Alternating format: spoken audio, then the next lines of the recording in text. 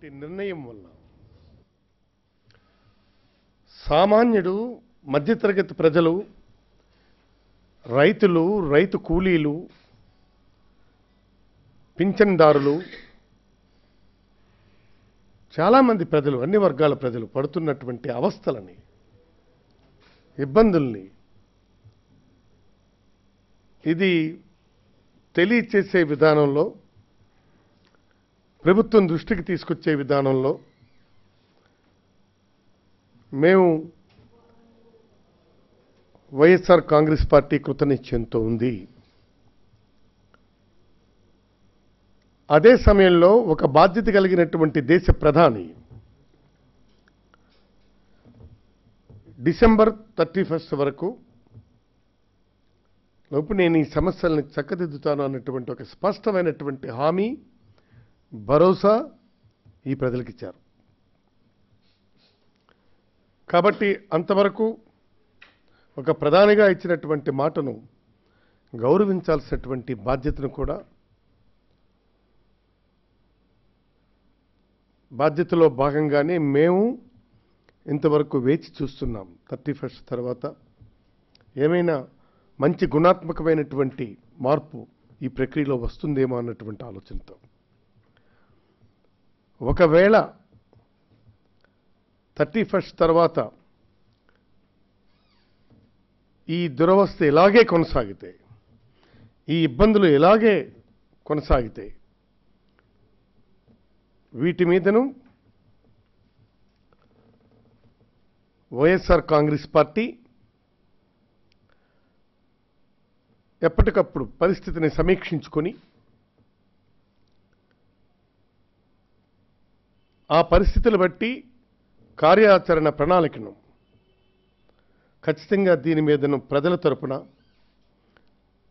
ఈ డిమానిటైజేషన్ వలన జరిగినటువంటి ఈ బాధితుల తరపున వైఎస్ఆర్ కాంగ్రెస్ పార్టీ నిలబడుతుంది.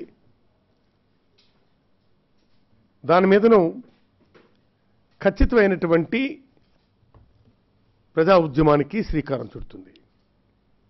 ఈ నేపథ్యంలోనే మేము గవర్నర్ గారిని కలవటానికి జగన్మోహన్ రెడ్డి గారు నాయకత్వంలో, నేతృత్వంలో పార్లమెంట్ సభ్యులు, శాసనసభ్యులు, వైఎస్ఆర్ కాంగ్రెస్ పార్టీ సీనియర్ నాయకులు అందరం కూడా వారికి వెళ్ళి ఈ ఇబ్బందుల్ని గవర్నర్ గారికి సవివరంగా వివరించటానికి మేము వారి యొక్క అపాయింట్మెంట్ కోసం మేము ట్రై చేస్తున్నాం. తప్పనిసరిగా వారు అపాయింట్మెంట్ ఇచ్చిన వెంటనే జగన్మోహన్ రెడ్డి గారి నాయకత్వంలో వెళ్ళి వారిని కూడా కలవడం జరుగుతుంది. ఆ తర్వాత ఫర్దర్గా ఎప్పటికప్పుడు ఈ డిమానిటైజేషన్ ప్రభావం సమీక్షించుకొని దాని మీద వైఎస్ఆర్ కాంగ్రెస్ పార్టీ నిర్మాణాత్మకమైన, ప్రణాళికాపరమైనటువంటి పోరాటానికి, ఉద్యమానికి సిద్ధపడుతుంది. అసలు ఈ డిమానిటైజేషన్ తర్వాత చూస్తే నాకు అనిపిస్తుంది, నల్ల కుబేరులపైన బాణం సంధిస్తామని చెప్పి పేద కుచేలుని ప్రాణాలు హరీమని అనిపిస్తున్నారు. ఇది ఎన్ని ఇబ్బందులు పడుతున్నారంటే క్యూలో పిట్టలు రాలిపోయినట్టు రాలిపోతున్నారు. ఎన్నో సమస్యలు పడలేక, ఎదుర్కోలేక నానా అవస్థలో పడుతున్నారు. ఈనాడు రైతులు వాళ్ళ పొలం పనులకి డబ్బులు చెల్లించలేని పరిస్థితి అగ్రికల్చర్ వ్యవసాయ కూలీలకు. అలాగే పెండిండ్లు నిలుచుకుపోతున్నాయి. ఇక్కడ కొన్ని వేల మంది వివాహాలు ఈనాడు జరుపుకోలేకపోయినారు. వాళ్ళ పోస్ట్పోన్ చేసుకునే పరిస్థితి వచ్చింది. అంతేకాదు వైద్యానికి ఆపరేషన్లు కానీ, లేదు మిగిలినటువంటి ఈ విషయాల్లో మార్కెటింగ్ కానీ వీటన్నిటిలో కూడా చాలా ఇబ్బందులు పడుతున్నారు ప్రజలు. ఈ పరిస్థితుల్లో గమనిస్తే అసలు ఇంత నిర్ణయం తీసుకునే ముందు ఇది సామాన్యుడి ఆర్థిక మూలాలను, దేశం ఆర్థిక మూలాలను ఒక కుదుపేసి మూలాలను కదిలించేస్తుంది.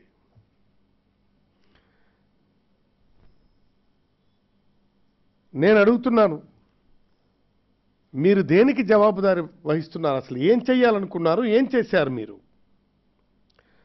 పార్లమెంటులో పోని విశ్వాసంలోకి తీసుకుని మీరు ఈ నిర్ణయం తీసుకున్నారా? పార్లమెంట్లో దీన్ని అజెండాగా పెట్టి ఇంత పెద్ద నిర్ణయం, ఈ నిర్ణయం తర్వాత పర్యవసానాల్ని అంచనా వేసుకోవాల్సినటువంటి పరిస్థితి మీరు చేశారా? అది చేయలేదు. ఈ నిర్ణయం తర్వాత జరగబోయే పర్యవసానాలు ఏమిటి, ఏ విధంగా ఉంటుంది అన్నటువంటిది మీరు ఆలోచన చేయలేదు. చేసుండేవాళ్ళు కాదు ఇంత భారీగా.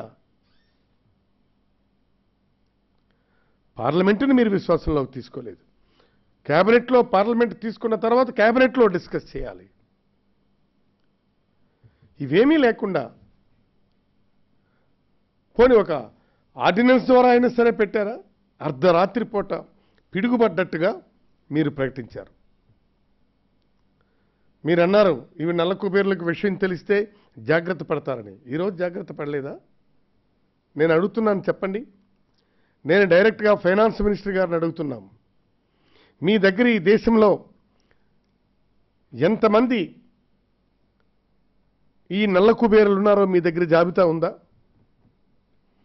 ఉంటే మీరేమైనా అంచనా వేయగలిశారా? మీరు దాని మీద పార్లమెంట్లో ప్రశ్నిస్తే జైట్లీ గారు స్వయంగా రిప్లై ఇచ్చారు. This is the reply of the Jaitley on the floor of August parliament.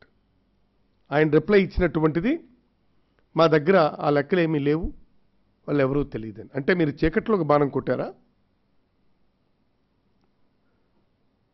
చెప్పండి. పెళ్ళిళ్ళు నేను అంటున్నాను, సామాన్యుడి పెళ్లికి చేసుకోవడానికి 2.5 లక్షలు అన్నారు, మీరు ఆంక్షలు పెట్టారు. పెద్దవాళ్ళు ఈ మధ్యకాలంలో చూసాం, గాలి జనార్దన్ రెడ్డి గారి కుమార్తె వివాహం చూశాం, గడ్కరీ గారి కుమార్తె వివాహం చూశాం, ఆర్థిక మంత్రి గారి వివాహం చూశాం. వాళ్ళ అబ్బాయికో అమ్మాయికో ఎలా మీరు 2.5 లక్షలు మాత్రమే వివాహానికి అనుమతిస్తామని చెప్పి ఇంత పెద్ద ఎత్తులో వివాహ సంబరాలు జరిపించుకోవడానికి మీరు ఏ విధంగా మీరు అనుమతించారు? ఎక్కడి నుంచి వచ్చాయి అవి? ఎవరికైనా సరే ప్రభుత్వం తీసుకున్నటువంటి నిర్ణయాలు, చట్టాలు ఒకటే కదా. ఈ మధ్య మీరు తీసుకున్నటువంటి దాని మీదను అడ్వానీ గారు కూడా తన అసంతృప్తిని ప్రకటించారు మీ పార్టీలోనే. నేను అడుగుతున్నాను, ఇవాళ బీజేపీలో ఉన్న కార్యకర్తలు కానీ టీడీపీలో ఉన్నటువంటి నాయకులు కానీ వెళ్ళి క్యూలో నిలబడి తీసుకునే పరిస్థితి ఉందా? వాళ్ళకి తెలుసు ఇది ఇబ్బందికరమైనటువంటి పరిస్థితి అని. ఈయన అంటున్నారు ఇది ముఖ్యమంత్రి గారు క్యాష్లెస్ సిస్టమ్ అని చెప్పి ట్రాన్సాక్షన్ అని. అదొక యూజ్లెస్ పథకం. నేను అంటున్నాను, ఈ నోట్ల మార్పిడికి క్యాష్లెస్ ట్రాన్సాక్షన్కి సంబంధం ఏంటండి?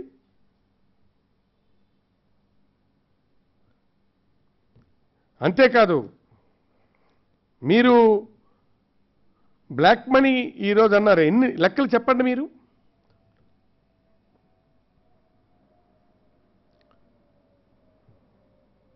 సంబంధం ఉన్న వారి లెక్కలు అరుణ్ జైట్లీ గారిని అడిగితే లేదని చెప్పి పార్లమెంట్లోనే చెప్పారు. అందుకే మీరు జనరల్గా ఒక ప్రధానమైనటువంటి నిర్ణయం తీసుకుంటే ఈ దేశంలో ఉన్నటువంటి ప్రజలందరికీ ఒక భరోసా రావాలి, ఒక సెక్యూరిటీ ఉండాలి. మీరు గతంలో బ్యాంక్స్ నేషనలైజేషన్ చేశారు, పెద్ద విప్లవాత్మకమైనటువంటి నిర్ణయం. ఆ నిర్ణయం ద్వారా ప్రైవేటు రంగంలో ఉన్నటువంటి బ్యాంకింగ్ సెక్టర్ని తెచ్చి పబ్లిక్ రంగానికి తెచ్చారు. గవర్నమెంట్ బ్యాంకుల కింద జాతీయంగా చేశారు. అది ఆ జాతీయం వల్ల లోన్స్ ప్రక్రియ, రుణాల ప్రక్రియ పెద్దల నుండి సామాన్యుడికి, అంటే ఎస్సీ ఎస్టీ బీసీల లాంటి వాళ్ళందరికీ కూడా రుణాలు అందుబాటులోకి వచ్చాయి. అంటే దానివల్ల మాకు మంచి జరుగుతుందన్నటువంటి సెక్యూరిటీ ఇవ్వగలిశారు. అలాగే రాజభరణాల రద్దు, దున్నేవాడిదే భూమి, ఇవన్నీ బ్రహ్మాండమైనటువంటి నిర్ణయాలు గతంలో చేసినటువంటి పరిస్థితుల్లో సామాన్యుడికి భరోసా వచ్చింది. మాకు మేలు జరుగుతుందని విశ్వాసం తీసుకున్నారు. అది ఇప్పుడు నేను అడుగుతున్నాను, మీరు ఏ విధమైనటువంటి విశ్వాసం ఎవరికి ఇవ్వగలిశారు? మీరు అసలు మీరు ఎంత బ్లాక్ మనీని మీరు ఇవాళ టేకప్ చేశారు? ఎవరెవరు నల్లకూబేరలు అన్నటువంటిది మీ దగ్గర జాబితా ఉందా? Kindly publish white paper. మీరు శ్వేతపత్రాన్ని ప్రకటించండి. దీనివల్ల మొత్తం దేశ ఆర్థిక ప్రగతి రథ చక్రం ఆగిపోయింది. మీరు మార్కెట్ ట్రాన్సాక్షన్ పోయింది, పూర్తిగా నిలుచుకుండిపోయింది. ఇండస్ట్రీ పరంగా ఆగిపోయినాయి. అలాగే సెల్ఫ్ ఎంప్లాయ్మెంట్ ఎవ్రీథింగ్ ఇవాళ మొత్తం కూడా స్టక్ అయింది. దీనివల్ల ఈ మూవ్ అన్నటువంటిది మొత్తం జరిగితేనే కదా ఇదంతా నిలుచుకుపోయింది. ఇది కాబట్టి దీనివల్ల మొత్తం దేశ ఆర్థిక ప్రగతి రథచక్రం గతకంలో పడి నిలుచుకుండిపోయింది.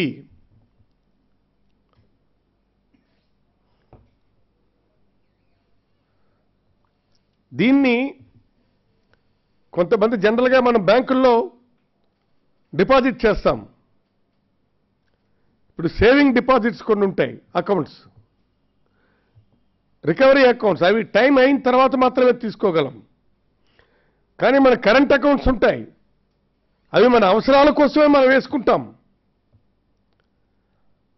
ఆ కరెంట్ అకౌంట్ కూడా మీరు లిమిట్ చేసి 2000 అంటున్నారు, 4000 అంటున్నారు, క్షణానికి ఒక నిర్ణయం తీసుకుంటున్నారు. దానివల్ల ఈనాడు ప్రజలు నానా ఇబ్బందులు పడుతున్నారు. ఇది చెప్పండి. దీని మీద మీరు ఒక ప్రకటన ఇవ్వాలి. ఈయనేమో ఏపీ పర్స్ అంటాడు. ఏపీ పర్సులో డబ్బులు ఎక్కడున్నాయి బాబు? అంతా నీ పర్సులోకి వెళ్ళిపోతే